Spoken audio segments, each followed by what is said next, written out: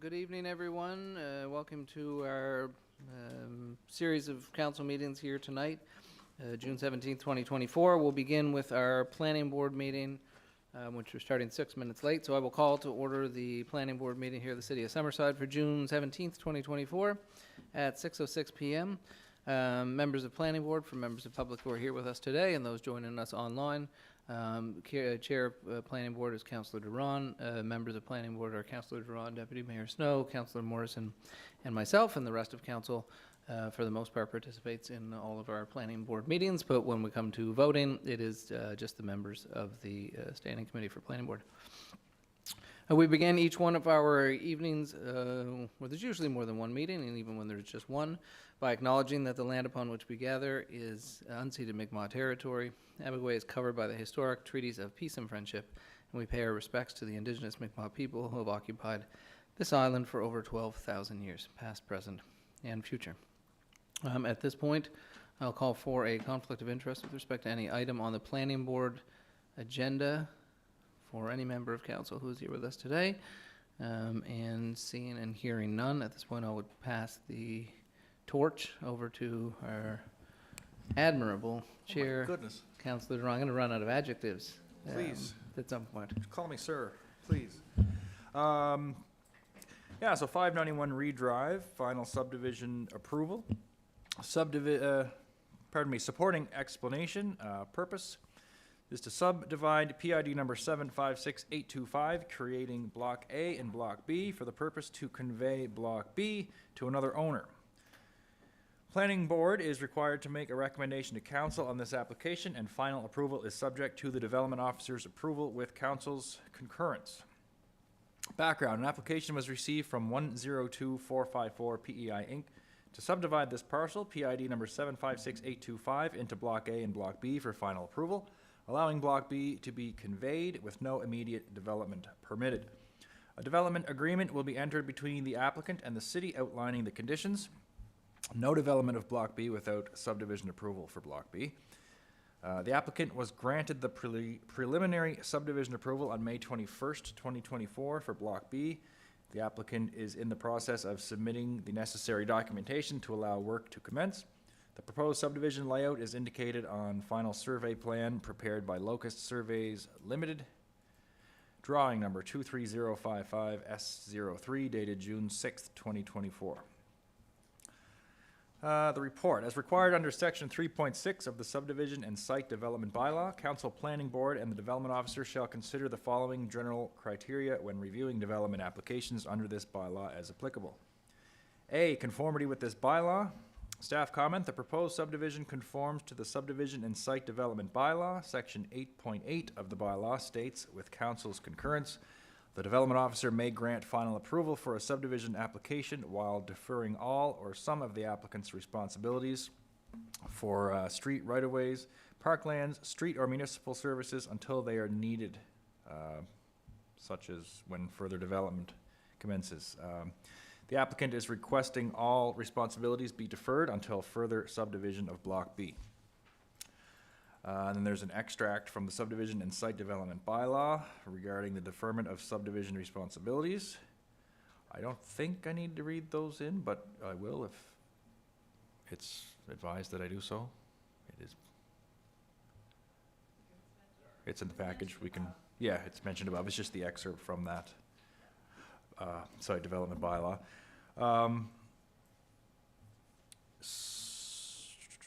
B. It says W, but it's B. Conformity with the official plan. Staff comment: the subdivision conforms to the official plan as the official plan supports both residential and commercial growth.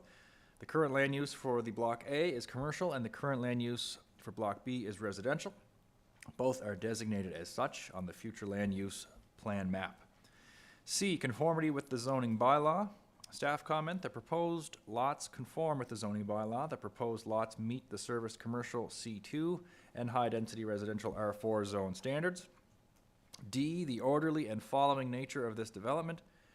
Staff comment: further subdivision of the land must promote smart growth, making effective use of the land and applying to the principle of orderly and following. Upon further subdivision, The applicant will be required to extend a street and services to the southeast boundary of the proposed development to provide future development to the abutting lands. E, physical suitability of the site for the proposed development, including avoidance of natural hazards, undue water runoff, or environmental damage. Staff comment, the site is suitable for further development. The developer will be required to manage water runoff or environmental matters upon further development. F, compatibility of the proposed development with the present and future surrounding patterns of streets, lots, and services, including conformity with any city concept plans. Staff comment, upon further development, future street locations, right-of-way will be required to meet city use patterns to allow development of surrounding properties. Future street and services will be required to extend to allow further development on the surrounding lands. G, adequacy of the applicant's proposals for traffic circulation, parking, pedestrian access, water supply, sewage disposal, and storm drainage, including the adequacy of city streets and services to handle increased loads. Staff comment, future development must provide adequate traffic circulation, parking, pedestrian access, water, sewer, storm drainage, and streets.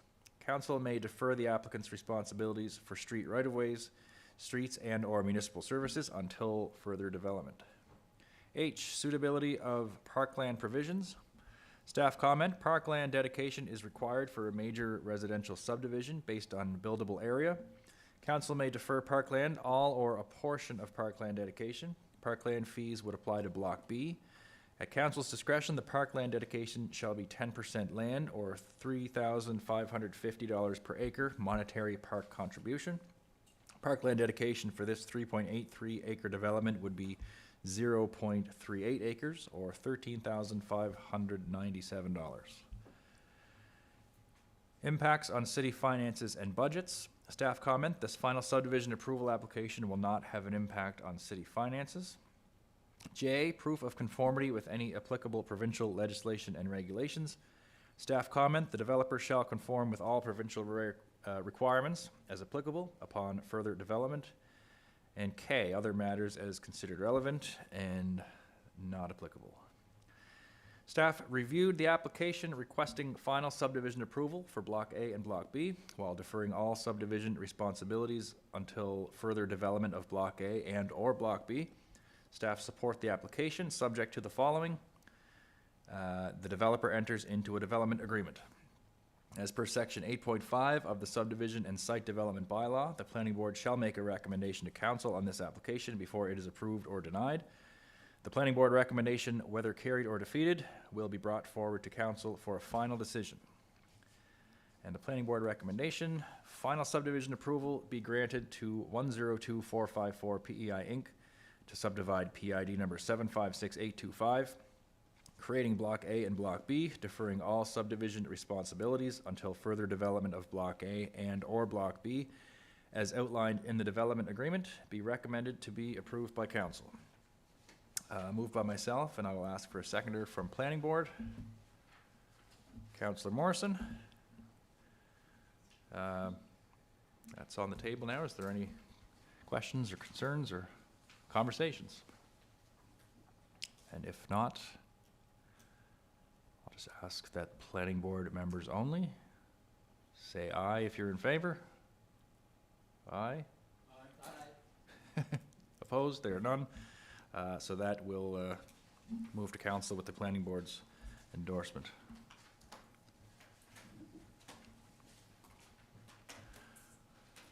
Next is the same address, 591 Reed Drive, road cost share request.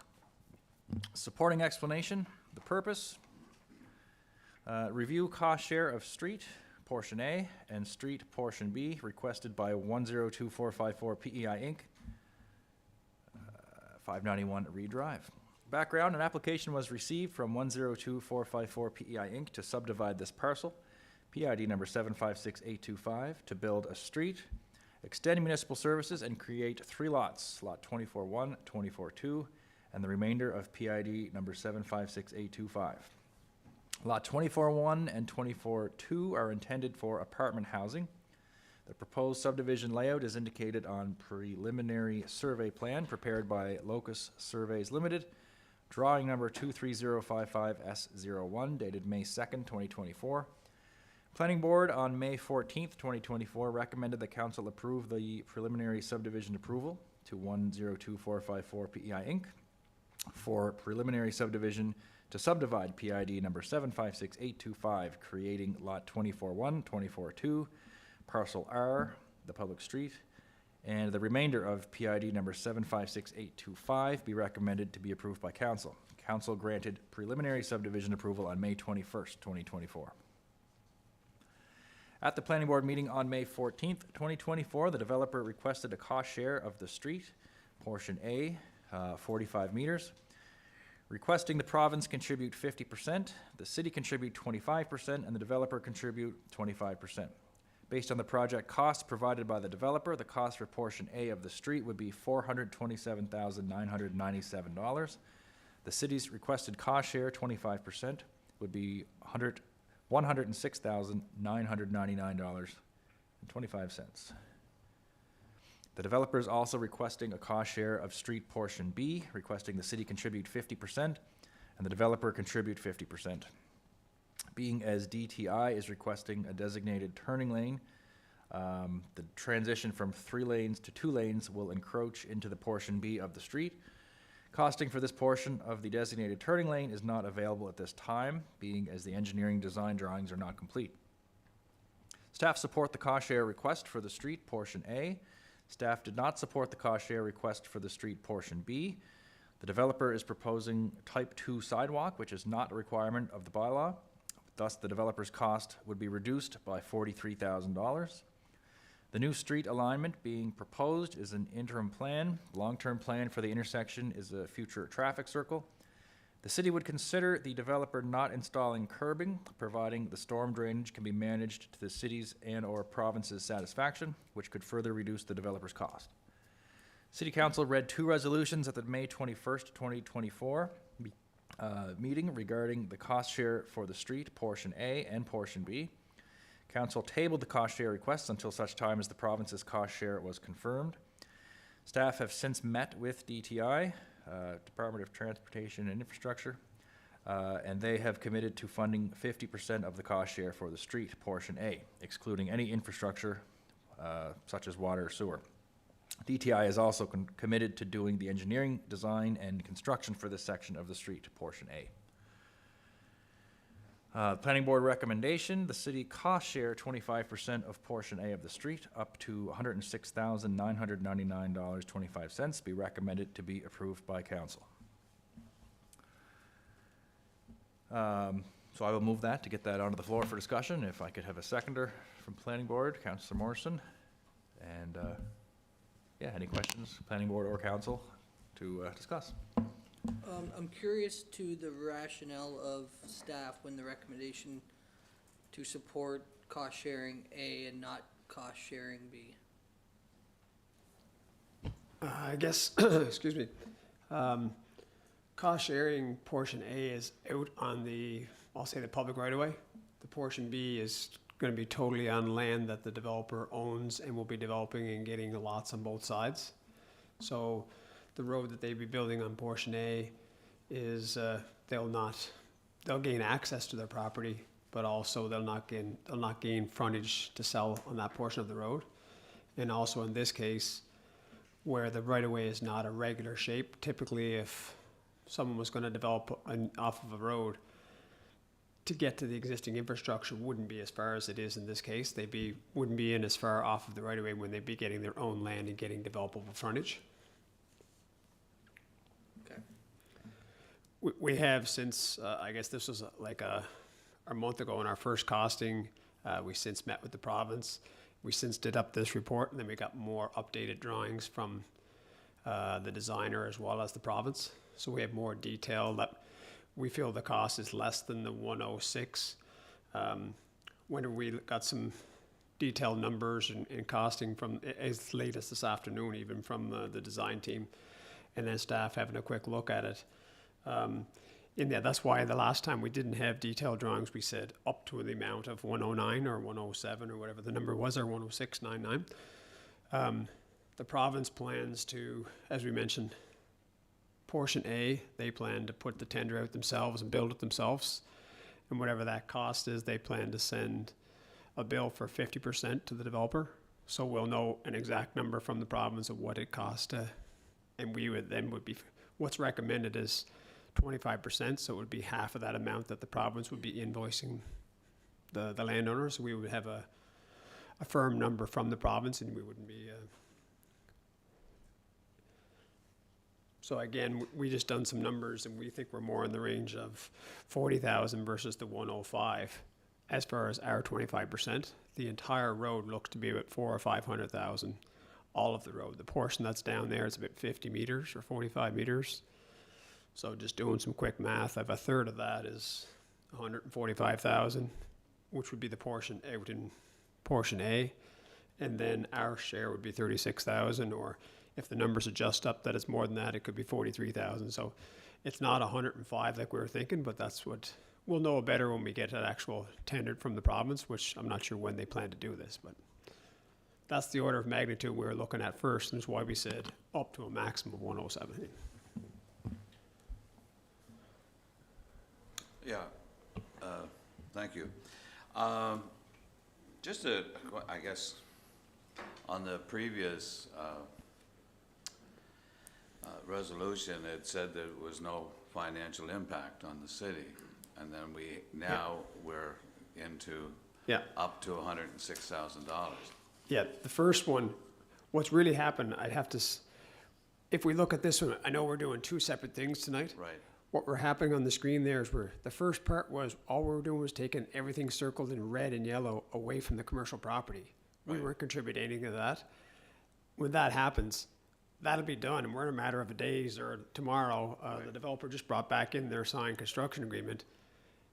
That'll really eliminate what we're trying to do. That's going to be done so that they can have their financing and separate that commercial entity away from the residential component. Because if someone's going to build something, they really don't want to tie up their existing business with a new development. Right. So yes, the first part of tonight is only dividing red and yellow away from the existing blue. There's no city financial. The second part of this tonight is, now we're at the point of actually developing A and B in the red. Right. And we are into cost share there. But I guess you had to do the one first before you did this. Correct. Really, the other one could have been done. Potential. Right. The other one Yeah. could be done 6 months ago or a year ago, and if they wanted to say, look, we want to just chop that off, but until they're ready to do something. Yeah. Yeah.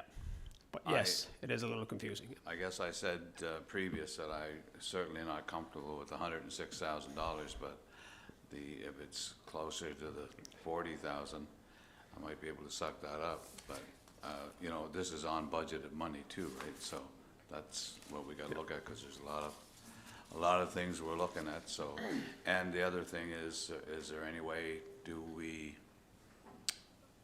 we don't have anything like latecomer charges or anything like that that's going to apply to this This is return totally, to- the part to that we're looking to cost share is totally within the provincial right of way. Right. So there's no abutting property owner that could develop and benefit from it. That's really why staff is recommending it. No landowners developing is benefiting from that section of road that's So- being built 45 meters in the right of way. If it's only $40,000, I think the province should do 75. How's that? We did get not anything in writing, but we sat down with them as we do annually to go over projects, and they did reassure us that in that meeting that yes, this is their plan, and that's when they told us that they're going to design it, they're going to run the contract, and when they're done, Okay. whatever the dollar amount is, they'll issue an invoice for 50% of that to the landowner. So we'll have a firm number to know that's. Then if they did agree to be 25%, that would be half of that invoice that would come from the province. Okay, thank you. Councilor Morrison? This subdivision is kind of unique in the fact that 45 meters is going across, it's probably provincial land, is it? Is that the? It totally is provincial land. That roadway is under their control. Yeah. Yeah, and normally, like you say, it would be 9 meters Or even less, you know, Yes. that, yep. Yes, 9 And- meters from our typical roads till you get to somebody's land. In this case, it's 45. Right. So it's kind of an exception to what normally happens. So just out of curiosity, has the city done this type of thing before? We have done it. I can know one offhand where a street went by and 2 lots were created and they left a room for a road to go through, like up on Mountain Avenue, for example, off of Walker. Yep. There's a couple of stubs that people might not realize that were off of Walker for a future road. When the person went to do Mountain Avenue, they're like, the whole depth of that lot, I'm not getting any land. So they came before a council of the day and said, you know, I'm only doing 8 lots and I gotta build this first 100 feet of road and get no. So the council of the day cost shared that portion. I'm not sure if it was to what percentage, but that's one I know offhand. Right, thank you. Aaron or Linda, when the province decides to build the roundabout next year, right? No, it won't be next year. Will the city incur any costs with that, or will that be 100% provincial project? I'll break it into 2 parts. I guess that was one of the items we asked. When we met with them the previous year, this development was not on the table. The land across the road by the Reeds was not for sale, and so it was not on their 5-year plan because these lands were not being developed, and they felt the intersection was operating at I'll say a satisfactory level of service. They said if all this development happens, they would obviously redevelop it and base it on the amount of development that's happening around the intersection. He wanted to get an update because one of our long range for the east-west is to come out to this intersection. And I said, no, we're only going to be 3 years doing our short connector. Will be a long time before we're coming out over here or based on demand. But we did say if the Reeds that are on the north side of this intersection, if they chose to develop their land, we'd be asking for them to have an access off of this intersection. Okay. And the province is going to want to limit how many accesses they give off of there. So that's the first one on the, again, we'd be back into saying, okay, we agreed for this intersection to go in. We paid our cost share to build this intersection. If you want to realign it, make what's in blue, we feel that's all the provincial's cost if they want to realign an intersection and all the various legs of the intersection. Okay, so it's unlikely or not likely that the city will incur anything when That's the province decides to. That's the position because we're saying build it now and we'll cost share our portions now, right? But it's not, so that's going to be our position to recommend to say that's why we shouldn't be paying anything or the landowner shouldn't be paying anything. Okay, thanks.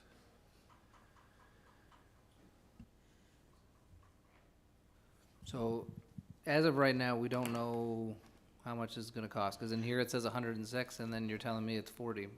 Right, we had 106, we had no drawings, and we had an estimate from the developer. We got a more itemized from, I'll say the province finished their design. We now know there's 3 lanes, and they gave us the square meters, and they gave us a more, I'll say another level of accuracy of the estimate to be like $470,000 for the, so we're, again, if we took that, we just done some quick math, and we said, okay, if the whole road is 150 meters, that works out to $2,900 a meter, which is what our cost is, especially when we're gonna have no sanitary sewer in the first part because he's coming in through the side. The upper part wasn't gonna have to have curbs, so we're just doing our quick saying, okay, that's closer to a number that, but until they actually tender it as well. So, again, I'd be stating, if you were to do this, is that it's the lesser of, half of the bill that comes from the province for portion A to be built, up to a maximum number of, and put your dollar amount on that you're comfortable with. And you say there's no curb, so there's no requirement for curbing?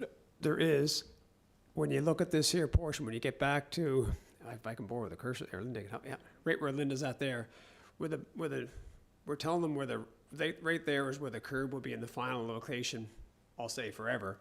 If they built it out to the road now, when they go to build the roundabout, from where Linda's hand is out to the road, that curb would be tore out, hopefully, as Councillor Ron says, in less than 3 years. So we're saying if you can make the stormwater work in the interim, don't put curbing in at X many dollars a meter and have it tear it out in 3 years. But that portion is in the control of the province as far as, because the stormwater is draining into their system. So that's what they're trying to work on to see how they can make that work to eliminate that or lower that cost of that portion. From when you get to the yellow where that it says P in portion B, back a little bit further, Linda, towards you. Yeah. From there in, will be curbed and stormed like all our streets. And then stubbing over to the next property to the east or south in this drawing. Once the future traffic circle's in place, is that? Well, the first part will be half of it will go in with no curbs out towards the street. When he gets back to, I'll say the frontage of these buildings, it will be a curb street. And you said in here, no sidewalks are required? What was in their original number was they were proposing sidewalks. When we got their breakdown of their total cost, they had included sidewalks, and we said sidewalks are not in our standard. So if they've choose to put them in, but to clarify, it wasn't a requirement. They were trying to justify, here's my total cost of this project, and trying to make their return. We're saying you don't have to include sidewalk if that helps you. That was part of our rationale of saying why we wouldn't have to contribute anything to portion B if we can decrease their total costs. If we decrease the cost of sidewalk now and decrease this curbing that might not last as long, we're going to decrease their overall cost, which would be the effect the same as us giving them a percentage to offset some of the cost of development. Right, so our development standards don't require that. Although it doesn't square with our official plan, right? Our official plan says we're supposed to be building complete streets as a council policy. I'll take your word for it, yep. Well, I would think, well, you read it, it's in the official plan. I would hope that we would know what council's policy is with respect to Yeah, but our current, street design. our current standards today do not require sidewalks. They go in at council's discretion based on budget. So, okay. I guess that's a separate discussion about. My understanding, council's role is to set policy for the city, and then staff is to implement that policy. So Yeah. we're in a situation where we're And our, making a recommendation to a developer who wants to meet the policy objectives the council has set out in the official plan with respect to how we build streets, and we're telling that developer, actually, you don't have to. I just find it an unusual situation. yeah, and our development standards, we're in the process of reviewing in the last 2 years. Based on that, staff have them probably at a 50 or 70% review. And based on development, that did not become a priority to bring forward the revisions to the subdivision standards based on the volume of development. So we're still trying to, if time allows, bring that forward to you this calendar year. And if at that time you can choose your standard, that you choose to change your development standard to sidewalks, no sidewalks, sidewalks over a certain area based on type of development or zoning, if it's a commercial development or R4. At that point, we have on the board to revise our development standards and bring them before us. But if we included them now as part of the cost-sharing agreement, we'd be paying 25 cents on the dollar for sidewalks. But if we then build the sidewalks out as this area continues to develop in the future, we're on for 100% of the cost of those sidewalks. Is that right? Well, if council I'm decides following to your award logic, it- yeah, I'm following your logic. But right I now, just the wonder, si- is there a chance for us to get 25% sidewalks as well as part of the, while But- we're at it? at the part that's highlighted in light blue, we're not requiring them to put curbs in either at this time. Right, because it's gonna eventually tie into the Right, yeah. future traffic So a circle. portion of that, we wouldn't be, if there's no curbs, it'd be difficult to get a sidewalk farther in back, and it wouldn't even be in the, I'll say, the final alignment. Right, but you could do it aligned with where we are requiring curbing in portion B. Yeah, back where it's, I'll say where it straightens out, abutting the apartment buildings, or whether we're gonna put curb in, you could have sidewalk there, it would be in its final location, yeah. Okay, so that's an option, to require that as part of the development agreement. The, part of the contribution agreement. That's not this table's decision. Like, I can't say that. I can't say we've had that, come across that, but you guys can reflect on that and make that call. Where is the developer proposing the type 2 sidewalk? Is it anywhere within that temporary area? 'Cause It that was on an original concept that came in with their costing. Wasn't shown on any drawings. It was just we asked for an itemized breakdown of the cost. When they asked for a contribution, we said, you have to give us the magnitude of that cost so we could bring forward. Is it 20, 80, 100? So they did a quick estimate. Itemized in one of those estimates was sidewalk. So we will come back and said, okay, if the total cost is this much, sidewalk is not required. If that's why so we didn't get it to say it was on one side or the other. Typically, if you're putting in new, you could put in sidewalk at the time in place of a curb and gutter. We call it I think Councillor Adams had asked during the meeting what was a type 2 sidewalk, and that's the type that has a combination of a curb and gutter at the front and a sidewalk at the back. So instead of putting curb and gutter on one side, we put in a type 2 at the time of development. So you wouldn't have curbing on one side, but you'd have a combination curb and sidewalk. But was the proposal to put that somewhere in this portion B that would just be torn up and? a few years? It was in the original number of a total distance, and we're saying, yes, it was all the way out to match the existing sidewalk that's there now. It's set back right about in light blue. There's an existing sidewalk right there that runs. Yeah. So yes, it was in the light blue as well as a portion of the first part of the yellow, which wouldn't be in its final location. So it almost seems like a waste of, like, I think the Mayor said, if that's a temporary 3 to 5 year sidewalk, why put it in? That was our position as well, and I mean, if we great, expect it put to, it in, if we fantastic. expect it to last 35 years, 30 years, taking it out in 5 or 10 is a,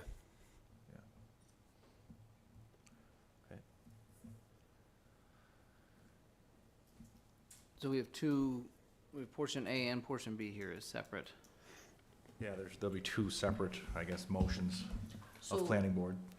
we broke it out into portion A and B because we had supported one and not the other. We wanted to give you flexibility. If you wanted to approve one or the other, it wouldn't be redrawn resolutions on the fly. Sorry, Corey, go ahead. So, future traffic circle, the blue going into portion B, Yes, at the time of that construction, would the province be matching, they'd be responsible for that blue section going in? that's what Councilor Durham is highlighting. That would be our staff position, is that we were ready to contribute and they weren't ready to do their circle, so we don't feel we have an obligation. You're modifying the existing intersection, modify to the existing stuff that's built, to the limits where it ties in. Okay, so where we have,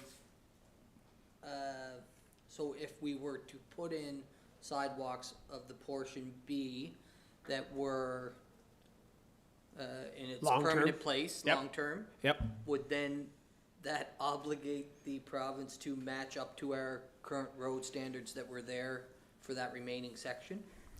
So if we had sidewalks going to the blue section, I'm just thinking long-term, that's a Yep. long section to put in sidewalks. To his worship's point, when you think of it, if they're then taking the responsibility from the traffic circle in, one would think that they would have to match up to our sidewalk, otherwise we'd have people walking from the sidewalk onto their highway. I'm just Yeah. thinking it might, it might be the time to actually consider cost sharing with the developer and say, hey, let's put sidewalks to that section as a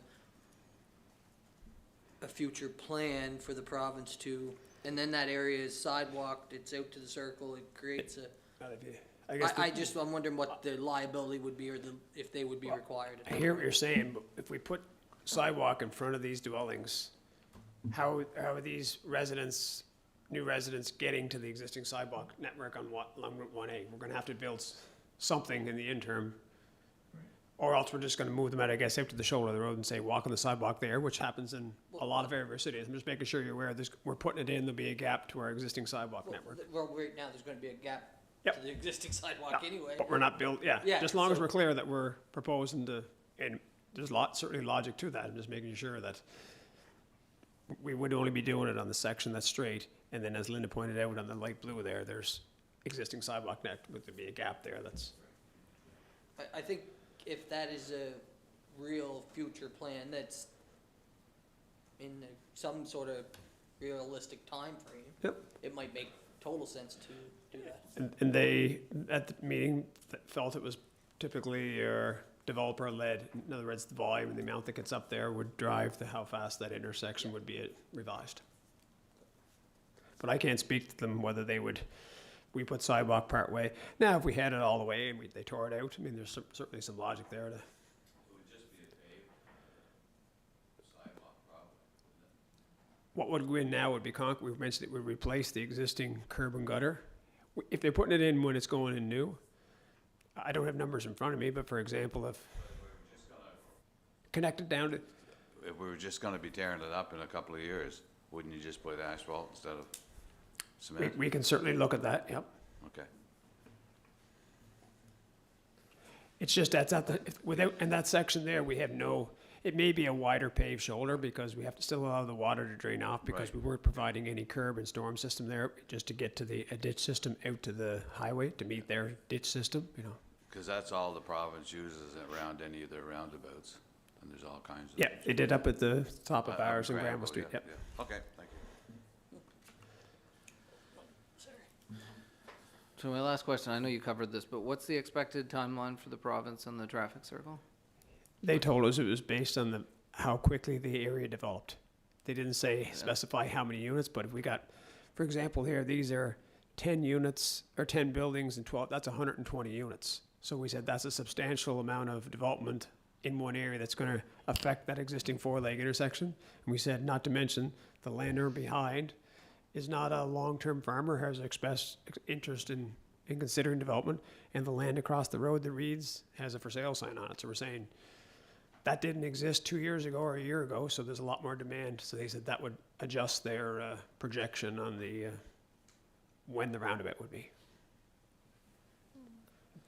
Well, hopefully, after this last week and the pressure that was seen at Reed's Corner when they had to shut down a lane for a short period of time and there was 40-minute waits to get into town, they'll realize that we're growing and it's time to act on that for sure. We don't have any costing for portion B, right? We have, or do we? We didn't consider, we didn't break it up because we weren't really, I'll say, recommending the cost share portion of it. I'd hate to do some on the fly, but if we thought the whole thing was $500,000, or if we broke it down and made it $450, the blue part would be 150, the yellow would be 300 to get you a total of 450. So it'd be a little more than 300 on the portion B. But again, I hate doing this on the fly without looking at some numbers, but it was 470 to 500, but I was just trying to make it easy. Number divided by 3 is 450,000.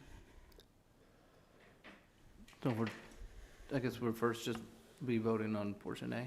Yeah, planning board, yes, yes. And I mean, I'll remind everyone that we're not deciding anything tonight, so there's time to meddle. But planning board does have to move this or not. So I guess with regards to portion A, I'll just read the recommendation again, and then to remind everyone that this is just a planning board vote again. So planning board recommendations, there are two. First one, the city cost share 25% of portion A of the street, up to $106,999.25. To be recommended to be approved by council. That was moved by myself and seconded by Councillor Morrison. All members of planning board in favor, say aye. Aye. Opposed? Yeah, I'm gonna oppose because I don't have a number. I can't vote for something that says up to 106,999 if I don't have. I don't know, and it says would be, so unless there's a number on the 25%, I can't. vote. Will we have that number when council? We had suggested, when we didn't have a number before, we didn't want you to committing an open 25%. So that's why we had suggested previously up to.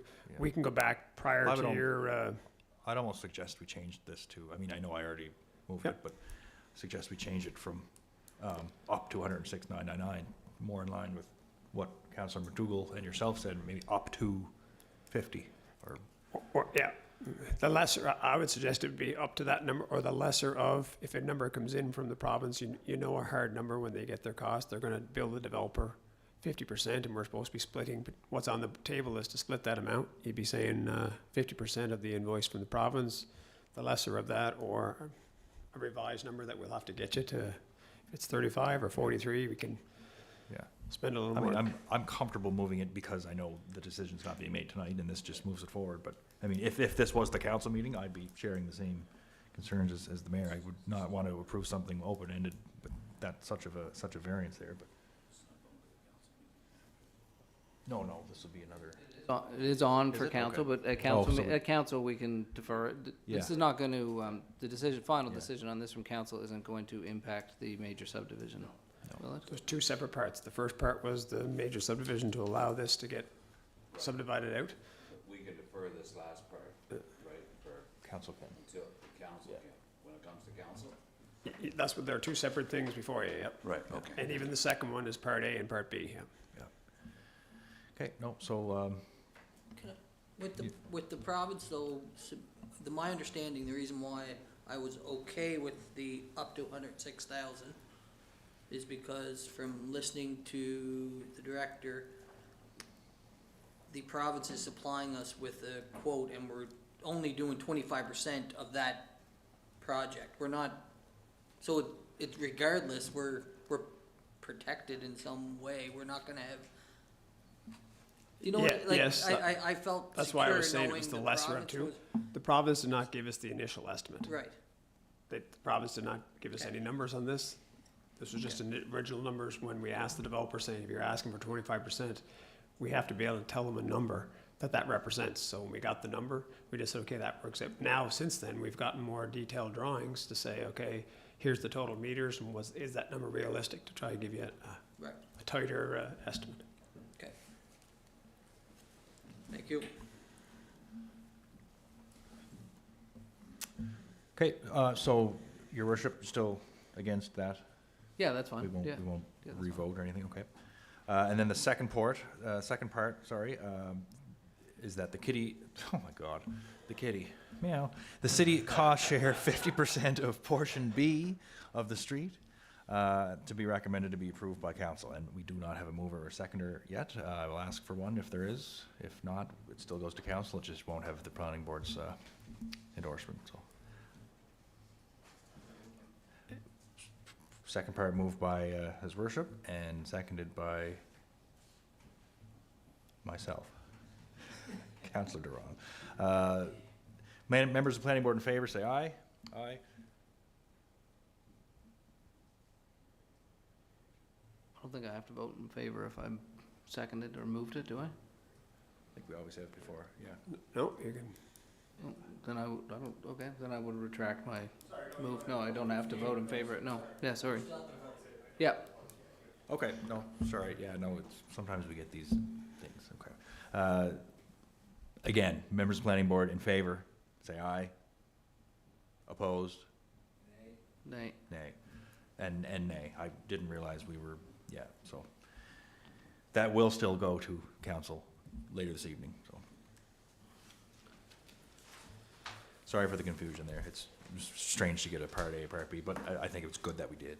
There's two separate things on there, so I will hand it back over to your worship. Okay, thank you, Counselor. With that, we will adjourn our planning board meeting for June 17th, 2024. And we'll roll right into our monthly council meeting if council is okay with that. Great. So I'll call to order the monthly council meeting of June 17th, 2024 here in the city of Summerside. Our expected start time was 6:30 p.m. We're 6:48 after following planning board, but certainly more on time than most Air Canada departures. I'll call for a motion to approve the agenda as presented. Councillor McDougall, second. Councillor Adams. All in favor, please indicate by saying aye. Any opposed? Hearing none, we'll carry on with the agenda as presented. We completed our land acknowledgement at the commencement of our planning board meeting. At this point, I'll call for a conflict of interest declaration from any member of council with respect to any item on the agenda before them. Seeing none, we'll move on to item 2, approval of minutes. I'm going to try and group these again. First, this is for members of planning board. I will call for a motion to approve the planning board minutes of June 4th, 2024. Councillor Morrison, second. Councillor Snow, all members of planning board in favor of adopting the minutes, please indicate by saying aye. Any opposed? Hearing none, the June 4th, 2024 planning board meeting minutes are adopted. For all members of council, with respect to the May 21st, 2024 monthly meeting, the May 21st, 2024 in-camera meeting, the June 4th committee of the whole meeting, the June 4th, 2024 special council meeting, and the June 4th, 2024 in-camera meeting. Call for a motion from a member of council to approve the noted minutes. Councillor McColman, second. Councillor Duran, all in favor, please indicate by saying aye. Any opposed? Hearing none, those minutes are carried. Brian, that noise that came on? Just disregard it. Okay, great, thank you. At this point, any member of council wish to acknowledge any recognitions or accolades in the community? They have the opportunity to do so. Councilor McGolman. I do. On behalf of councillors, I'd like to congratulate Mayor Bruce McDougall for being appointed the, what did I say? Oh, I'm sorry, I apologize. Anyway, Councillor Bruce McDougall for being appointed Vice Chair for the Atlantic Caucus. Congratulations.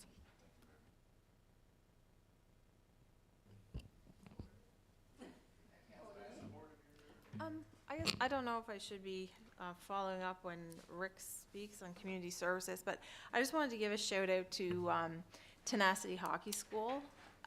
This is a hockey school that was started by some Summerside residents, and this year they've had a wait list. It was 3 weeks, and they always had a wait list, and this year they had to happily add a 4th week to their program. So this is 4 weeks of tourists coming in, of employment for kids and instructors in the area, 4 weeks of ice time rentals for our rink, and it's really picking up. So a couple of people at a province had asked me about it and stuff. So I just want to give a shout out to them because this is their 8th year, and I know. We spent a lot of time and money over the years traveling to Charlottetown, and if this option had have been available to us, it would have saved a lot of time and money. So I just wanted to give a shout out to Alex and Brett Gallant and Eric Morency and Billy McGuigan because they, the boys have been away and they came back and they're dedicated to, giving back to the city that they started out in, and Billy and Eric are always promoters of Summerside, so I just wanted to give them a shout out. Thank you, councillors. At this point, we'll move on to item 4, public presentations, petitions, and delegations, and I think we have a presentation this evening from the Spinal Cord Injury PEI. You can come up. Either one, Glenn, either microphone there, whichever one you want. Okay, sit or stand. You can hear me? Okay. Presentation is just kind of myself, but I thank City of Summerside for the invite. So my name is Glenn Flood. I'm the Executive Director for Spinal Cord Injury PEI. Just in March of this past year, I had the opportunity to go to British Columbia and work with the Spinal Cord Injury Association of BC.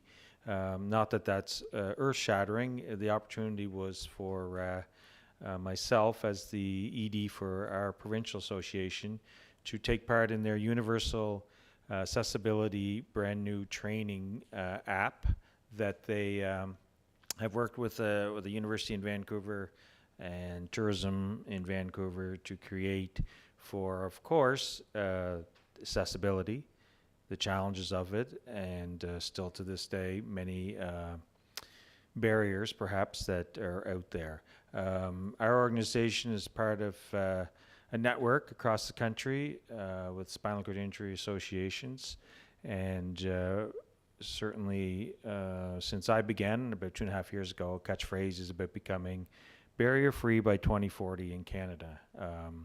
I don't know everything that's going on in your city, but I have heard certainly some positive feedback, and hopefully in terms of timelines, and I wouldn't mind sitting in with perhaps a committee or an organization that is doing specific work with accessibility and what have you.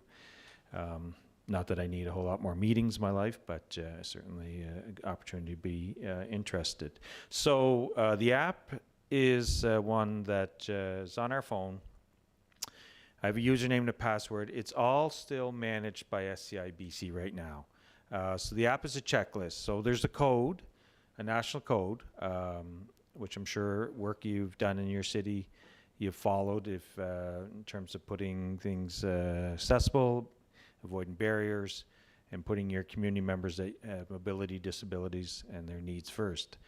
So BC has taken it to a little level, or higher level perhaps.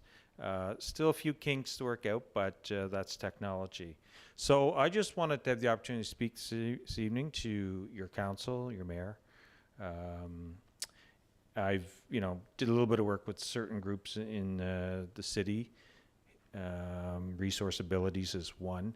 And it's more information sharing that we're growing in terms of going out and doing this type of work. If your business or, nonprofit group or school, parks, beaches are interested in us coming to do the work. The work includes one of my peer workers. So we have 4 trained peer workers in the province, including, and I'm also trained as well.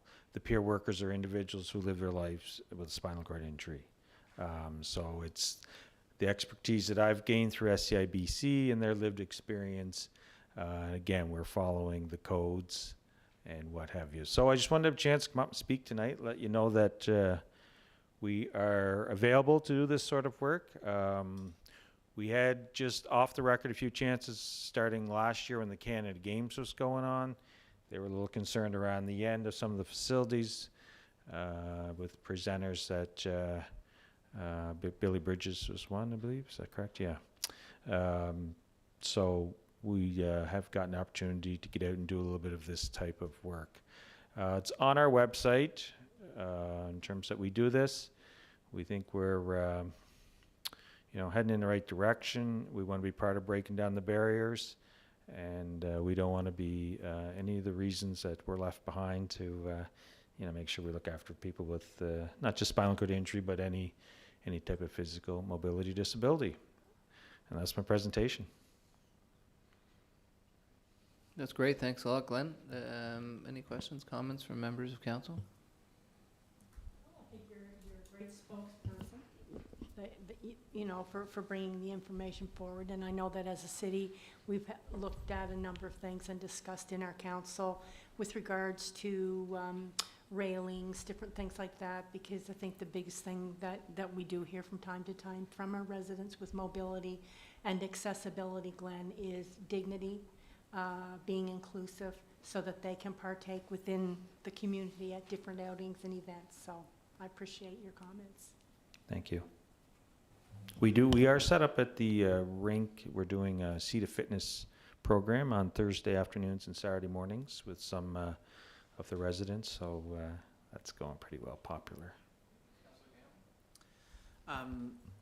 It's fine. It's nice to put a face to a name. I'm over here. Nice to put a face to a name. We had emailed back and forth a little bit. I know that in our conversation there was a cost associated with you coming in and doing the assessment. How do you determine the cost? How does that kind of come out? Well, you're off the hook for tonight, so this is a freebie. Perfect. So generally, we've been working out with SCIBC in terms of, a nonprofit, smaller organization rate compared to, we were up to aerospace in Summerside. Jeff Poirier, I'm not sure if you guys know Jeff. So we just kind of go by their guidelines in terms of if it's a nonprofit rate, it's generally, something under the $40 an hour. And sometimes they'll barter. One place we just had a look at last week mentioned cash and gift cards through, some of their events and stuff they do. So it's just kind of based on the length of time, the size of a place, because the code is, or the advancement of the code and the app is, you go into a bathroom, there could be a checklist of 20 things, right? So you're measuring everything as soon as you go in there, doors and what have you. So it's kind of based a bit on the time and stuff that you're at a site. Like obviously aerospace, like it was two trips up to try to get it completed, right? Obviously, we're not really in the business to make money at it, and we're not funding anything in particular with it. So, the cost so far that we've done, again, through some of the leadership in BC is generally somewhere between like $75 an hour to $40 and under an hour. Again, the nonprofit groups, we look at a lot more favorably to do stuff for them because just they might not have the cash flow and stuff. So, yeah. And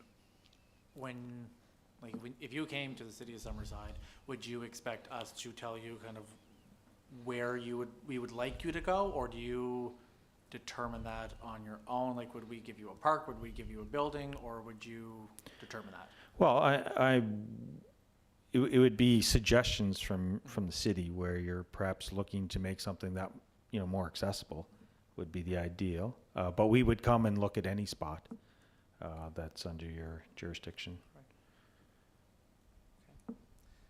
Whether it's curbs and some of your other previous conversation this evening as well. Yeah, well, I know that you had said that you are interested in talking with committees, so I chair the Welcoming, Diverse, Inclusive, and Accessibility Committee. If there's ever a time that you want to get together and chat, we can definitely do that, and maybe have you in, and we can discuss where we go from there. Obviously, if there's a cost associated with that, and council would like to do that, I would be more than willing to do that, but I'm one of 8, so. Yeah, are those meetings through the day, or are they? They're usually during the day. Good. Usually the second Wednesday of every month at 2 p.m. And by usually, I mean that's when they happen. Okay, sounds good. Yeah. Thank you. All right, Thanks appreciate a your lot, Ken. time. Yep, thank you very much. Thanks Enjoy for the rest coming of your in. evening. Great, you too. Thank you. At this point, council will move on to item 5, appointment to committees. There are no appointments for this evening. So we'll move into introduction and reading of bylaws and resolutions. The first 1, 2, 3 resolutions, I guess, Councillor Duran, you will carry. The next, D&E, Councillor Adams, as chair of Bylaw, Governance and Communications. And then it'll be back to Councillor Duran. Okay, thank you, Your Worship. Yeah, we'll get right into it. Resolution COS 24-049. Whereas an application was received from Leah Stetson at 410 Perry Avenue, PID number 800979, and whereas section 8.4 of the City of Summerside zoning bylaw states that an accessory building cannot exceed a maximum building height of 4.5 meters, 14.7 feet, and whereas section 7.2 of the zoning bylaw allows for a variance to be granted after council has considered the following tests. A, that the hardship is due to unique physical conditions of the lot or property, including small lot size, irregular lot shape, existing building location on the property, or exceptional topographical conditions, which make it impractical to develop in strict conformity with bylaw standards. Exceptional topographical conditions may include but are not limited to trees, slope of the land, etc. B, that the proposed variance meets the general intent of the official plan. C, that the proposed variance meets the general intent of the zone. And D, that the proposed variance would not impact negatively on adjacent properties or on the essential character of the surrounding neighborhood, including taking into consideration any comments from neighbors. Be it resolved, the council grant a variance of 18% to allow an accessory building with a building height of 5.4 meters, 17.7 feet. This application bears the recommendation of the Planning Board meeting of June 4th, 2024. Moved by myself, and I would ask for a seconder from council. Deputy Mayor Snow. Thank you, Councillor Duran. Resolution COS 24-049, moved by Councillor Duran, second by Councillor Snow, is now on the floor. Any further comments, questions, statements by members of council? Hearing and seeing none, I will now call for a vote. All in favor, please indicate by saying aye. Aye. Any opposed? Hearing none, the resolution is carried unanimously. Councillor? Resolution COS 24-050. Whereas the City of Summerside is a designated municipality under the Emergency 911 Act, and whereas as a designated municipality is responsible to name a street, public or private, where the street serves 3 or more properties. And whereas the developer, Pan Am Properties, Inc., Tim Banks, president of the public street, wishes to submit the street name Anna in memory of Mr. Banks' mother. Anna was an active member of the community through her many years as a member of the Summerside Lions Club and her devoted involvement with St. Paul's Church. Anna also served on the board of the Summerside Co-op food store on Central Street for many years and also served a term on the Co-op Atlantic board. And whereas as required by Schedule B, street naming policy of the City Subdivision and Site Development Bylaw SS-19, Council shall approve or deny the recommendation or request by simple resolution based on 1, the recommendation of the Street Naming Committee, 2, the conformance of the proposed name with this policy, and 3, any other considerations that Council considers relevant. Be it resolved that council approve the following street names submitted by the developer.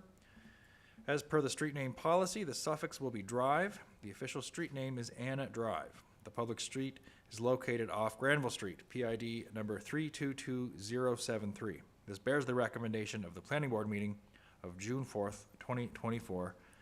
Moved by myself, and I would ask for a seconder. No, this is full council, Councillor McColman. Thank you, Councillor Duran. Resolution COS 24-050, moved by Councillor Duran, seconded by Councillor McColman, is on the floor. Any further comments, questions, statements from members of council? Seeing and hearing none, I'll call for a vote. All in favor, please indicate by saying aye. Aye. Any opposed? The resolution is carried unanimously. Councillor Duran. Resolution COS 24-051, whereas the city of Summerside is a designated municipality under the Emergency 911 Act, and whereas as a designated municipality is responsible to name a street, public or private, and whereas Amalgamated Dairies Limited, the property owner of the private street, wishes to submit the name Richard Rayner in memory of Richard Rayner, who owned and operated a business off this private street. Richard was a well-known business person in Summerside, operating Dan's Muffler for many years.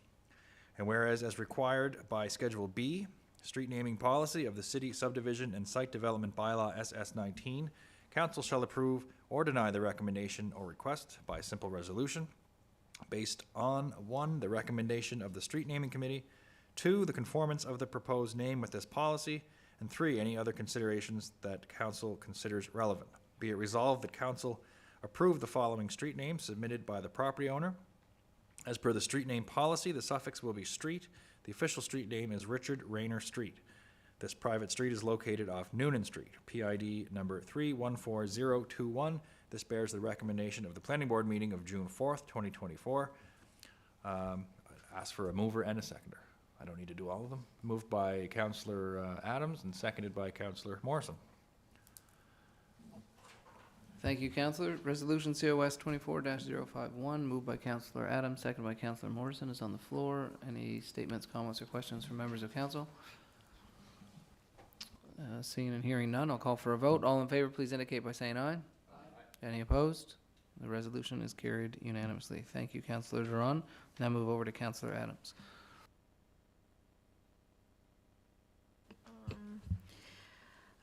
Resolution COS 24-052, moved by myself and seconded by, I didn't get a seconder because I usually don't do this one. Deputy Mayor Snow. Whereas pursuant to the Municipal Government Act Sections 143 and 158, Summerside City Council is required to pass a bylaw when land is transferred below fair market value. Be resolved that CS-41 disposition of PID 3000061 bylaw be hereby read a first time. CS-41 disposition of PID 3000061 bylaw is attached. And it's there, so I don't have to read it. Okay, Yeah. so if council's okay with that, it's on the record and it's in the meeting package and available to all members of the public. With the bylaw then attached, resolution COS 24-052, moved by Councillor Adams, seconded by Deputy Mayor Snow, is on the floor. But now I'll open it up to any comments, questions, or statements from members of council. Seeing none, I'll call for a vote. All in favor, please indicate by saying aye. Aye. Any opposed? Hearing none, the resolution is carried. Councillor Adams, it is back to you because it's the second piece of this one. Okay. Yes, I'm prepared now. I have a seconder. So resolution COS 24-053, moved by myself and seconded by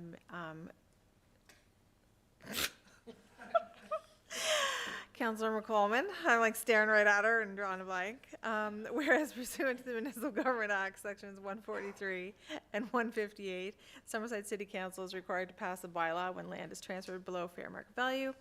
And whereas CS-41 disposition of PID 3000061 bylaw was read a first time at this council meeting, be it resolved that CS-41 disposition of PID 3000061 bylaw be hereby declared read a first time and approved at this council meeting. Thank you, Councillor. Resolution COS 24-053, moved by Councilor Adams, seconded by Councilor McColman, is on the floor. Any comments, questions, statements from members of council? Seeing and hearing none, I'll call for a vote. All in favor, please indicate by saying aye. Any opposed? The resolution is carried unanimously. Back to you, Councilor Duran.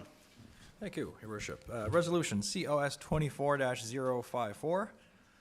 Whereas an application for a major subdivision was received from 102454 PEI Inc. to subdivide PID number 756825 into 2 lots, Block A and Block B, as shown on plan of survey prepared by Locus Surveys Limited, titled Plan of Survey Showing Block A and Block B, being a subdivision of lands of 102454 PEI Inc., drawing number 23055S03, dated June 6th, 2024.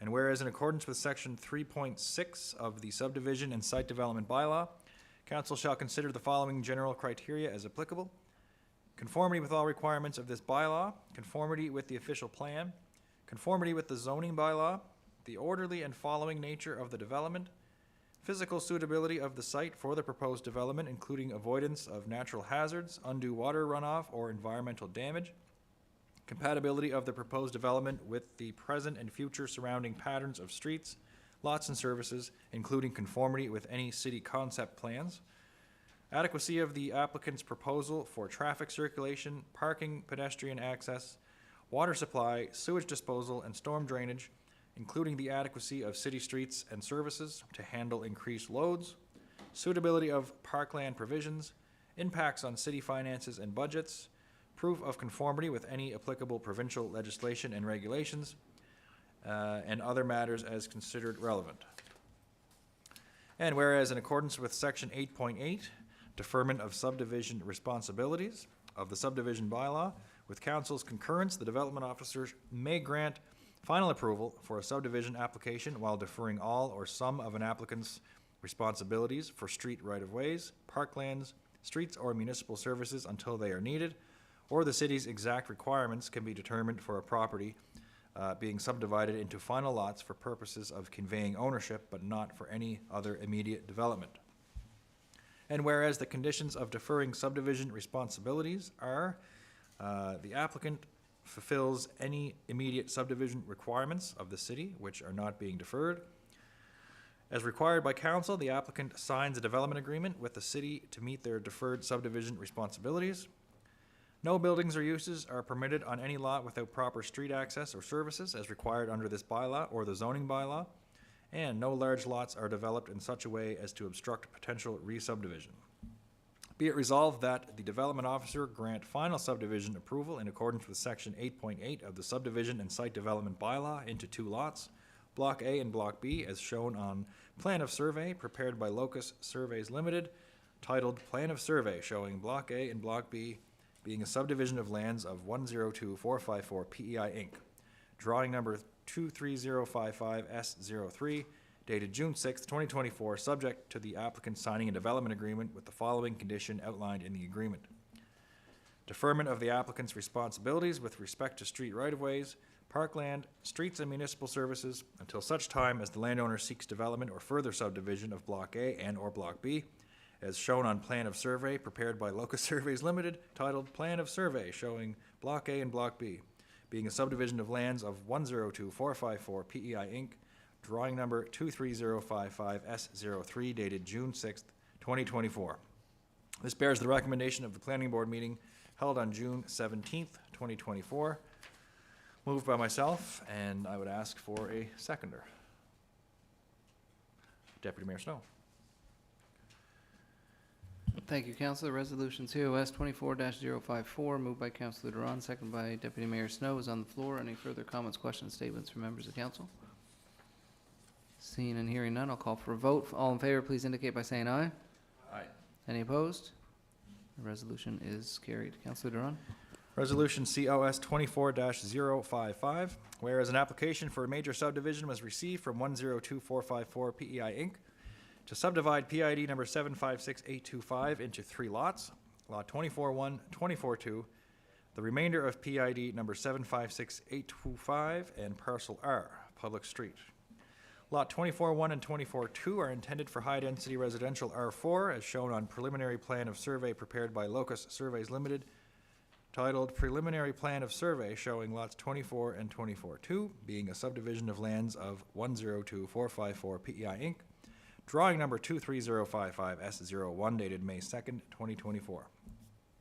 And whereas council granted preliminary subdivision approval for the subdivision noted above, and whereas 45 meters of the proposed street, portion A, is located on the provincial highway right-of-way and not on the developer's land, the developer is requesting a cost share of street portion A, 45 meters, requesting the province contribute 50%, the city contribute 25%, and the developer contribute 25%. And whereas the developer's project costs for portion A of the street would be $427,997, the requested city's cost share, 25%, would be $106,999.25. Be it resolved that council contribute a cost share of up to $106,999.25 upon final subdivision approval. This bears the recommendation of the planning board meeting held on May 14th, 2024. Moved by myself, and I will ask again for a seconder from council. Councillor Adams. Thank you, Councillor Duran. Resolution COS 24-055, moved by Councillor Duran and seconded by Councillor Adams, is on the floor. Opportunity for further comments, questions, statements from members of council. Your Worship, we had some previous conversation in our planning board meeting, and I believe that this portion here should be tabled until a firmer number can be brought forward, saying up to 106,000. So I guess I'll just ask to table the motion until tech services come through with a firmer number for us. Okay, so again, if I recall my rules, if the motion to table has been put on the floor, we have a vote, and is that correct? Yes. Yep, and there's no further discussion and debate. Sorry, Corey, you got cut off last time too, you know. Yep. Okay, well, Councillor McDougall has put a motion on the floor. Councillor, you need a second. I need a second, yeah. Seconded by Councillor Adams. Sorry, I'm drawing a blank in my head here. To table the resolution COS 24-055 until a further date. Yes. Okay, I'll call for a vote of council. All in favor, please indicate by saying aye. Aye. On the tabling? Yep. Yes. Aye. Any opposed to the tabling? Councilors, no. So the ayes have it, so the resolution will be tabled to be brought back to council. Yeah. When we get a firmer number, then we can. Okay. Councilor Duran. Last one, resolution COS 24-056. Whereas an application for a major subdivision was received from 102454 PEI Inc. to subdivide PID number 756825 into 3 lots, lot 24-1, 24-2, the remainder of PID number 756825 and parcel R, public street. Lot 24-1 and 24-2 are intended for high-density residential R4, as shown on preliminary plan of survey prepared by Locus Surveys Limited, titled Preliminary Plan of Survey showing lots 24-1 and 24-2, being a subdivision of lands of 102454 PEI Inc., drawing number 23055S01 dated May 2nd, 2024. And whereas council granted preliminary subdivision approval for the subdivision noted above, and whereas the proposed street, portion B, is solely located on the developer's land, the developer is requesting a cost share of street portion B, requesting the city contribute 50% and the developer contribute 50%. And whereas the developer is responsible for 100% of the project costs for portion B of the street, as per the subdivision and site development bylaw, be it resolved that council contribute a cost share of 50% for portion B of the street. This bears the recommendation of the planning board meeting held on May 14th, 2024. And I would ask for a mover and a seconder. And if not, then I guess that defeats the resolution. Normally, I guess we'd defeat it if it was gonna get defeated by vote, but I guess if there is no one to move or Negates second the the resolution, then the resolution would die on the floor.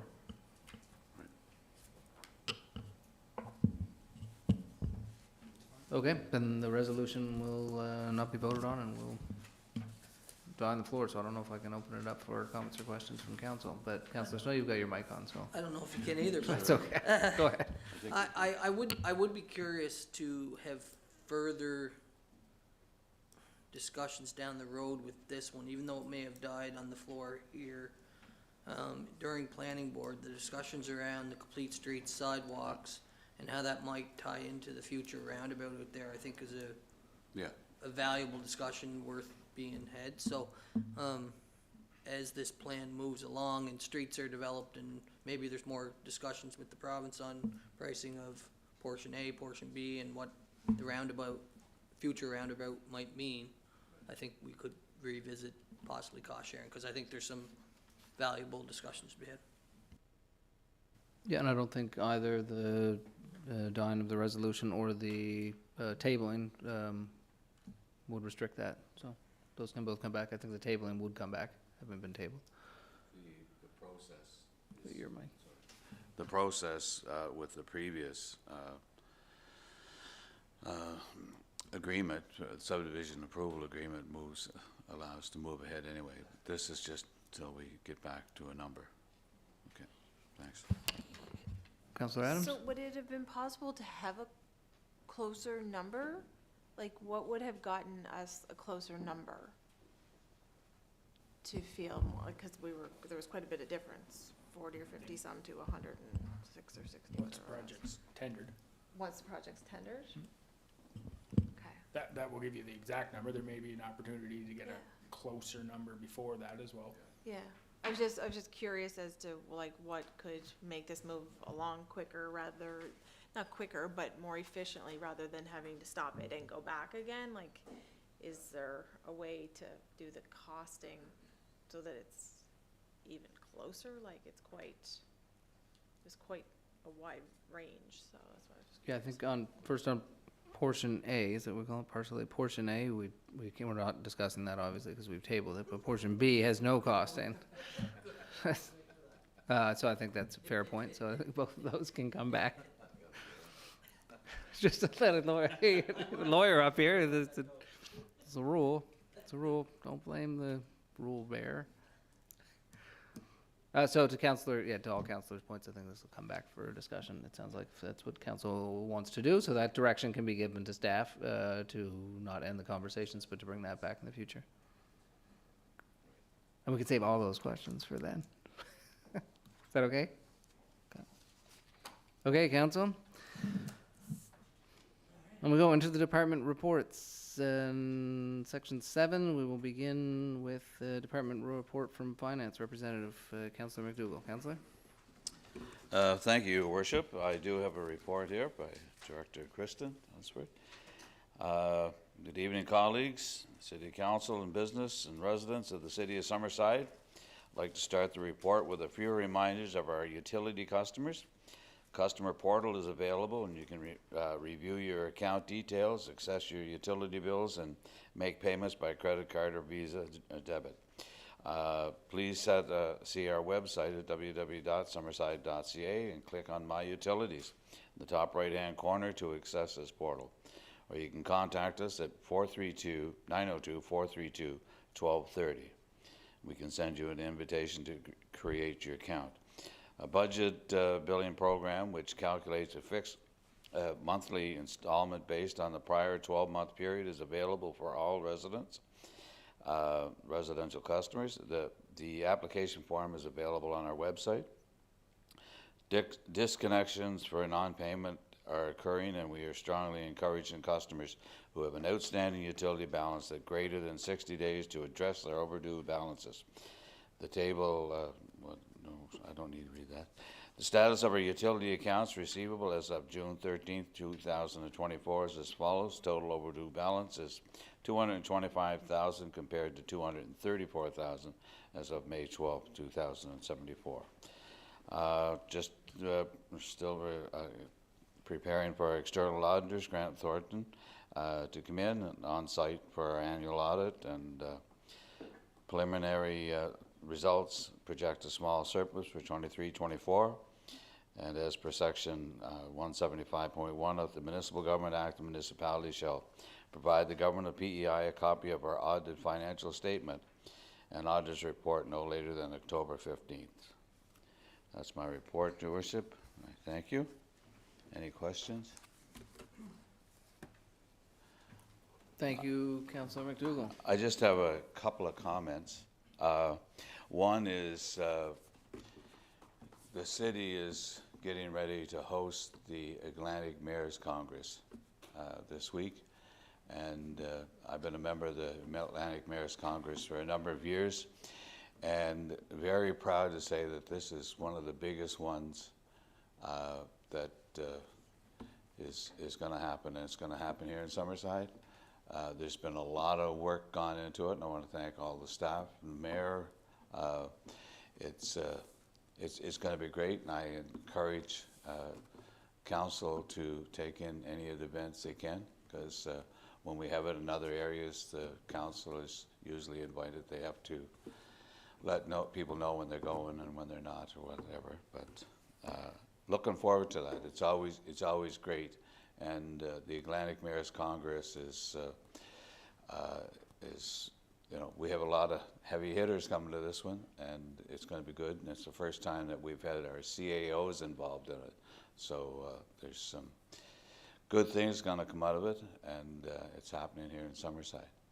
And the other thing I just wanted to mention is I attended the FCM conference in Calgary. Yes, the water main busted, but we were okay. We're on the 9th floor, no. But I just wanted, I know the guys here that was Deputy Mayor Snow and Councillor Duran was with me, and it was a real good conference. And normally when we go to the FCM conference, they're talking about this, that, and a couple of other things. But this time, it was geared towards a new municipal growth framework for all municipalities across Canada. And that message was pounded on all the time we were there. So it's something that needs to happen. We have to have the federal government, the FCM, and the provinces in the same room. So looking forward to that. I'll let my other co-councillors elaborate on that a little more too. Thank you.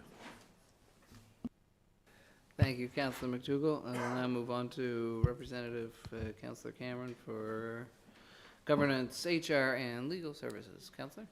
Thank you, Your Worship. The spring staffing boom within our city continues. HR staff have been very busy interviewing, reference checking, and onboarding new employees over the past month for a multitude of different job positions. A warm welcome to Adam Arsenault, who started as a new lineman with Community Services, and to Sylvia Forsyth, who joined our finance team as a temporary customer service representative. Thank you to Ashley for organizing the annual Staff Barbecue and Employee Long Service Award event on Friday, June 14th at the Wyatt Heritage Property Grounds with over 100 staff in attendance. Kudos to the following staff who hit noteworthy work anniversaries in 2023. We have 10 years for Sergeant Patrick Daly, Rob Steele, and Corporal Michael Stevenson, 15 years for Angie Blanchard and JP Terosier, 20 years for Jason Matart, 25 years for Chris Cole, Kristen Dunsford, Tony Gallant, Tanya Yo Campbell, and a special congratulations to Linda Stevenson for 35-year anniversary with the city. The city is extremely fortunate to have had the benefit of working with her for the last 3 decades. And lastly, just a personal one. My mom retired from this city in May, so I just want to congratulate her on her retirement. And that is it. Thank you, Councillor Cameron. Municipal Services Representative is not in attendance here tonight. Is there another councillor who wants to read the Municipal Services update? Oh, Councillor Morrison? Yeah, I'll be happy to do that. Thank you, Your Councillor. Worship. Public Works, Water and Sewer Utilities highlights. The City of Summerside Public Works Department has started the hot asphalt road repairs this month and will take the full month and into July to complete. The traffic markings for crosswalks will finish later this month, when the attention will be put into intersection markings in July, with parking spaces and parking lots being completed last. The hazard sidewalk blocks are being replaced this month with major sidewalk maintenance completed by July 15th of 2024. The construction season is in full swing now, with the water and sewer utilities supporting the contractors for the capital work and new development utility connections. Electric utility highlights. The Summerside Sunbank project has been in full operation this month as the construction project ends. In May, 28% of Summerside's electric needs were met with sun power, slightly ahead of our wind power, which came in at 27%. Total renewable power from the wind and solar was then 55% of the Summerside electric needs. This month will see the completion of the wind turbine blade refurbishment work that started in late May. If one of the turbines is stopped, it is due to ongoing refurbishment blade work. New edges are being put on the blades to lengthen their operability for the wind farm. And that report was prepared by Greg Goody, and I thank him for that. Thank you, Councillor Morrison. Just, Councillor Snow? Yep. just like to make a quick comment, and Councillor McDougall mentioned it, but when we were in Calgary, they obviously had a major water line burst, still wreaking havoc out there, and I remember waking up the first morning I was there with the alarm going off on my phone, similar that you when a kid gets abducted or something, but it was regarding their water break. So when we read through this, and as soon as he referenced the water work going on, I thought, you know, we often get complaints about work being done and the mess and how it ties up traffic, but you just have to look at a large municipality like Calgary and how that's going to affect them for the next several weeks and possibly through one of their biggest events, the Calgary Stampede. It just strikes home the importance of doing that work and making sure we're on top of our infrastructure needs. So just wanted to make that comment, I guess. Thank you, Councillor. Arts, Culture and Diversity Representative, Councillor McColman. Councillor? Thank you, Your Worship. I'd like to say good evening to my colleagues and thank Director Laurie Ellis for preparing the report. The first segment is on the Summerside and the RCAF, the town's interest in flight. RCAF, Royal Canadian Air Force 100th Anniversary Exhibit. Culture Summerside has created an exhibit to mark 100th anniversary of the RCAF in 2024, on display in the Summerside Interpretive Center at 33 Summer Street at the Armories building. The exhibit will focus on the interaction of the RCAF with the citizens of Summerside from 1940 until 1992. It will also include information on the early days of flight in Prince Edward Island and Summerside's municipal airport of the 1930s. The exhibit will open in late June and will remain in place until the fall of 2025. Old Fashioned Carnival is happening on Friday, June 23rd, 4 p.m. to 7 p.m. The carnival has been an important community celebration which many families look forward to. Everyone is welcome. Any councillors looking to become involved in the delivery of this community event are invited to contact Laurie Ellis at Culture Summerside, and her number's on your report. It's a really busy time. It's basically, as the end of school year, a real summer beginning event for the youth and students and families. And it's certainly not expensive. It's pretty low-key that way. The exhibit for Meet Elaine, it's about Elaine Harrison, 1915-2003. She was an iconic island artist who captured on canvas the life of the island. The beloved teacher, poet, and painter was inspired by the works of the group of seven, Emily Carr and Tom Thompson. The members of the Lady Slipper Rug Hooking Guild have reproduced many of Harrison's paintings as hooked rugs, true to the original work. The hook rugs will be accompanied by several of Harrison's original paintings on loan from private collections of the show. The exhibit will open on June 18th and run to the end of September in the gallery at Lafergie Cultural Center. Admission is by donation, and please visit the Culture Summerside website for hours. The Summerside Arts Festival is coming up. Wyatt Heritage Properties Incorporated and Culture Summerside are working with community partner organizations for the presentation of the Summerside Arts Festival. The dates are July 22nd, 23rd, and 24th. Together, we will be delivering an exciting lineup that will encompass hundreds of creative opportunities and presentations. The 3 days are filled with art and artisan demonstrations, live music, a drive-through art exhibit, gallery visits, children's activities, makerspace opportunities, and much more. And the grounds just really blossom and come to life with so many activities. Summerside Lobster Carnival is set for July 11th, 12th, and 13th. Culture Summerside is finalizing any last-minute details and continues to reach out to community for volunteers, parade entries, and building of excitement. Details can be found at summersidelobstercarnival.ca. Culture Summerside would like to thank any councillors who have already expressed an interest in getting involved. There are still opportunities for others to get involved, and I know that it's really appreciated by the staff. Museum sites, the tourist season is well underway at Culture Summerside. 7 summer students have been hired, and most are already delivering tours.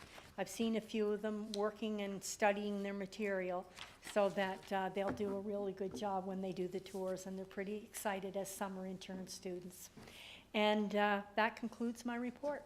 Thank you. I just Councillor had, Cameron? in your report, it does say that the Old Fashioned Carnival is the June 23rd, but it's this Friday, June 21st, just so that there's no confusion with that.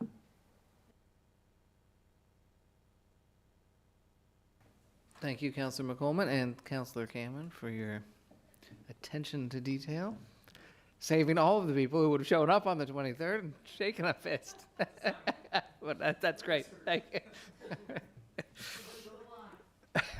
And to Bruce's comments earlier with the Atlantic Mayor's Congress, one of the stops along the way is the carnival. So we're bringing everyone by there. And they're going to wonder why we gave them all rolls and nickels. At that point, we'll move on to Representative Duran, Technical Services. Councillor? Okay, thank you, Your Worship. The 2020 construction season and capital project season continue. The majority of our tenders have closed, been awarded, and started throughout the city. Staff have a city map showing the locations of planned projects for the year ahead. This information has been added to our city website and will continue to be updated as projects proceed throughout the season. Work continues on various amendments to our official plan and zoning bylaw. These were brought forward at an open house, and we will be going through the other regulatory meetings in the next few weeks. 15 building permits with a value of just over $6.4 million were issued for the month of May for a year-to-date total of 65 permits and a value of $31.5 million. We issued 1 commercial permit for fit-up. On the residential side, we issued permits for 1 new single family, 1 for addition or alteration, 4 for semi-detached, 5 for decks, change of use and accessory buildings, 2 for demolition, and 1 for a 24-unit apartment building. The new Honda dealership on Central Street is taking shape, as well as the first 60-unit building on Central. As well, a 25-unit on Schooner just became occupied, and another 25-unit has started on Schooner as well. And developers are stopping in and speaking to staff for assistance with their projects for this year. And now, again, is a great time for our citizens to ask for assistance with their projects that they may have planned for this summer. And thank you to Director of Technical Services, Aaron McDonald, for preparing the report. And if there are no questions, I'll just kind of piggyback on Bruce's little FCM report.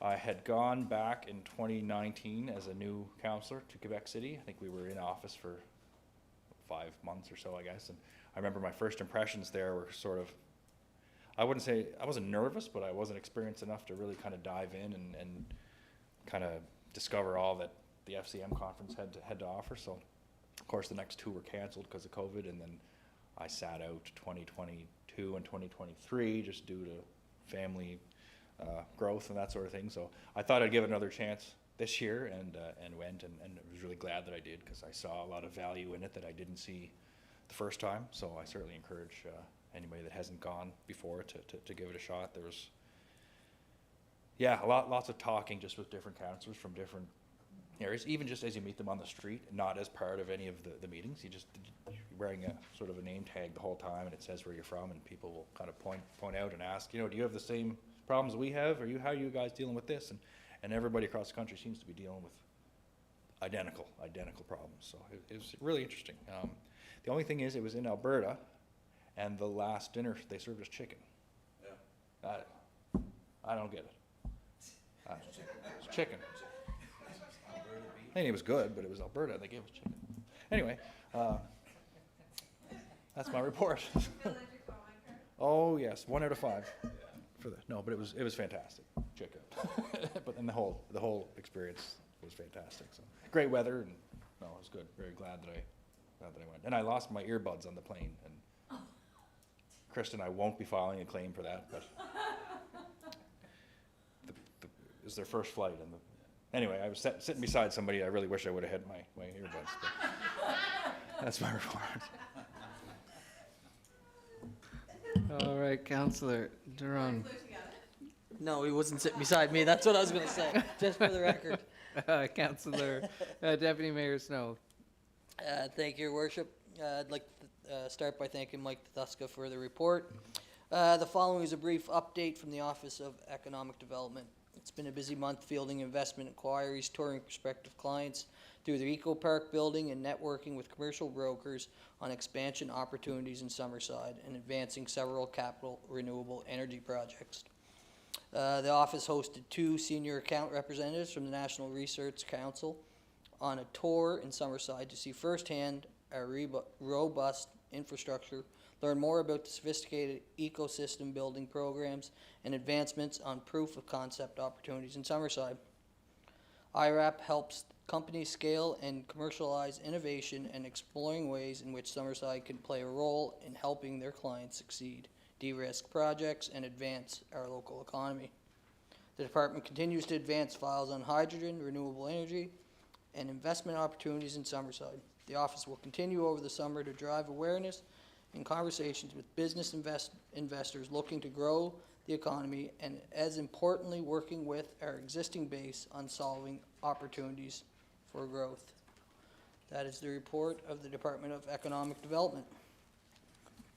And if there's no questions, just to piggyback on both Justin and Councillor McDougall's comments, this was, I don't even know how, I've been to several FCMs, and every one is a little different, and I really, really enjoy the opportunity to meet with fellow mayors and councillors from across the country, and just have those chats about the stuff that we're all dealing with, and there is a lot of learning opportunities that go on during that event, and the more and more you get there, and you get to see people that you've seen in other years, and new people, but the conversations still remain the same about making our communities better and how other communities are doing that. So I think it's an important opportunity, and I too would encourage any councillor or mayor from across Canada to get involved in FCM. It's a great organization. So.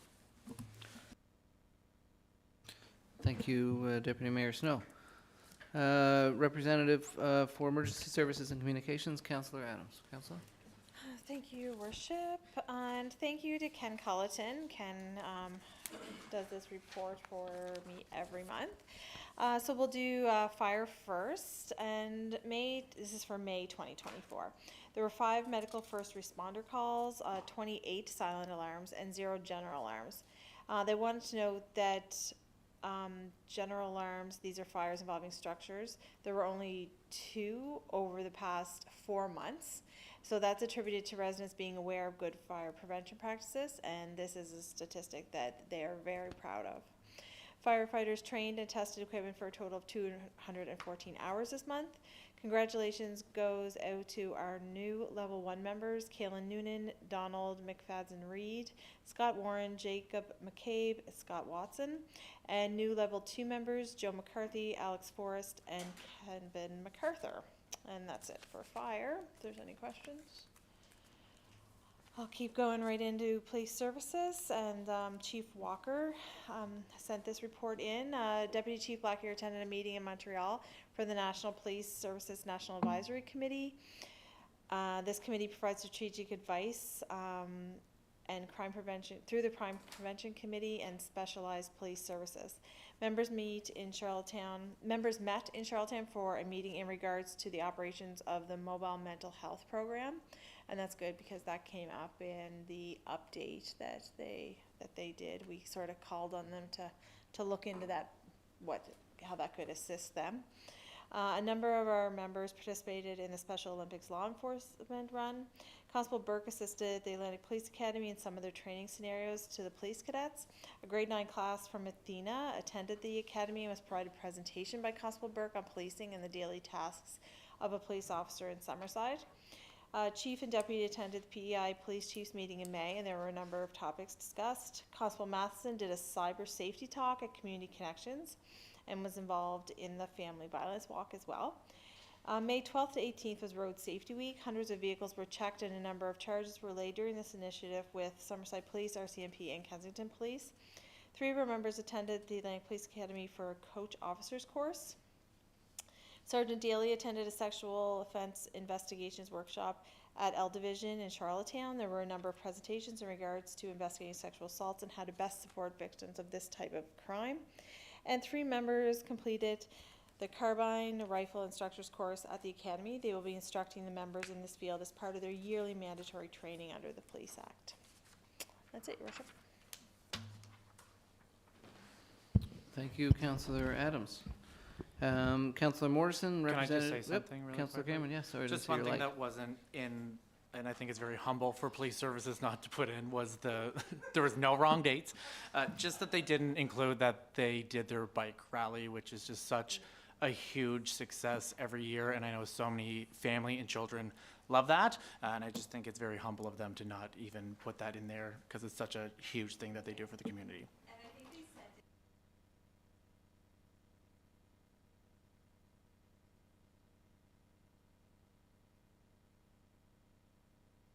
Maybe Chief Walker can include that, just to like, how many kids came through, and because I know a lot of businesses and stuff donate, so it would be interesting to see what the, because I know Kensington also had one this weekend, and so and I find it was getting more popular, so with the kids, so yeah, it'd be nice to see an update on that too. Yeah, huge shout out to them for doing that. Big one. Thank you, Councillor. Yeah, there we go. Representative Councillor Morrison, Community Services and Tourism. Councillor Morrison. Thank you, Your Worship. Community Service Department report for May of 2024. It's with great pleasure I present the Community Service Monthly Report, which details our activities and initiatives. As usual, we are committed to delivering top-notch services, encouraging community involvement, and advancing wellness and health in the city of Summerside. Throughout the past month, our dedicated team has maintained the highest standards of cleanliness and safety within Credit Union Place. Upgrades to the Island Petroleum Energy washroom countertops began in May, along with the walking track countertop renovations starting as well. There's continued programs and events like fitness classes and special events that take place in the facility. In the Veterans Convention Center in the month of May, there was a total of 50 room rentals, which makes for a busy month. In the Aquatic Center, they work with such things as sensory swim. We hosted a spring swim meet on May 11th, and we continue with the aquafit classes, there was 842 participants in the month of May. In the Dome, there's such things going on as weekly preschool book club, weekly youth multi-sport, and adult multi-sport. There's PD day camps, indoor walking group. At Leger Park, preparations and promotions for the Leger Park canteen and programs are well underway.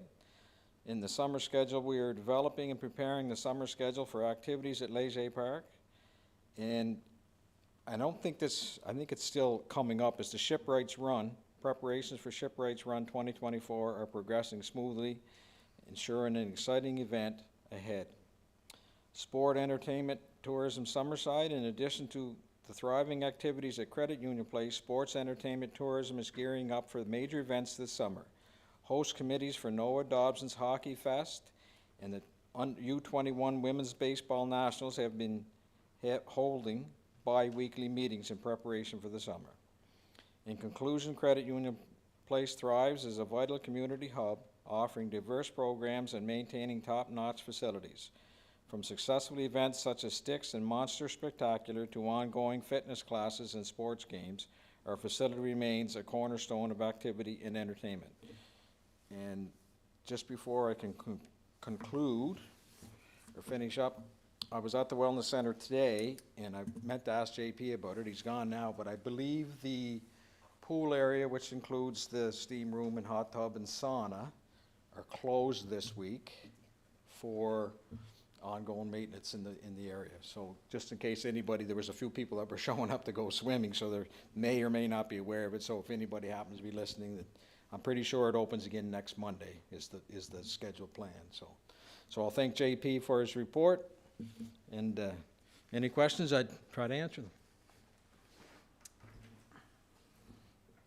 I have one question, Councillor Morrison. Do you want to let everyone know what's happening on Canada Day? Do I want to know?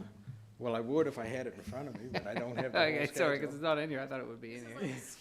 Yeah, no, I don't, I've seen it on, Yeah, so Social I pulled it media. up here because I didn't see it Okay. in there. But yeah, just to let everyone know that on Canada Day, starting at 2 p.m., Canada Day festivities will begin. And this year we are hosting a series of local, talented, incredible musicians who have success both here and away.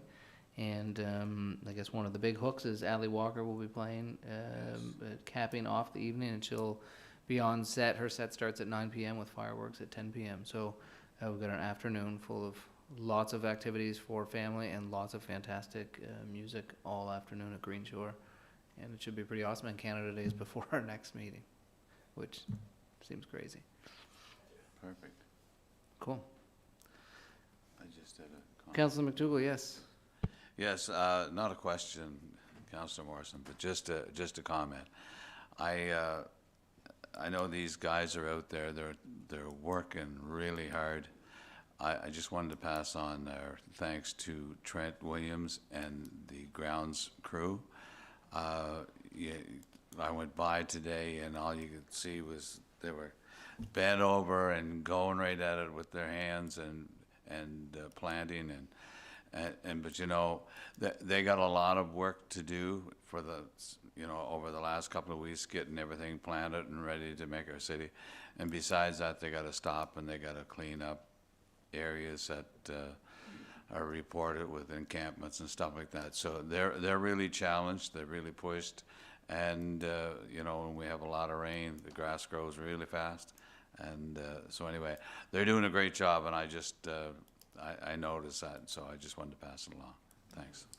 and thank you very much for that, Councillor McDougall, and you're absolutely correct. You see them around there, they seem to be working forever nonstop wherever you see them, and it's not hard to tell where they've been, and they do a great job. And again, too, the fact that there has been some extra work the last year or two on them with cleaning up some areas that are pretty unpleasant, so kudos to them, and I'll make sure I pass that on.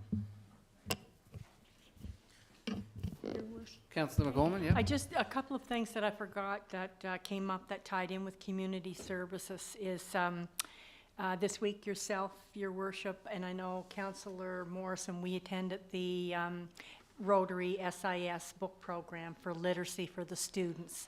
And it's a year-end type of program where each student from grades 7, 8, and 9 receive a book for summer reading to really help them maintain their literacy. Will you talk about really excited young youth students? And I just want to give a shout out to the teachers, Principal Doyle, just the support and the Rotary. It really is nice to see that takes place in the community. They really did a great job. And there was something else, but I forgot, so there you go. Thank you, Counselor. And that one I'd encourage any member of council to go to, because that may be the most fun event. Maybe one of the most fun events of the year. Yeah, the energy with the kids. And this year, Squish Consolidated was also there, so the gymnasium was even more full and lively. So with that, we will go to our in-camera session here at council. And it's a CAO review, so it would just be members of council. There'll be no members of staff. So at this point, we'll thank members of staff, and they'll get to head out, and then we'll be able to continue with our CAO review, and then we'll get out of here. So we'll just take a quick 5-minute recess.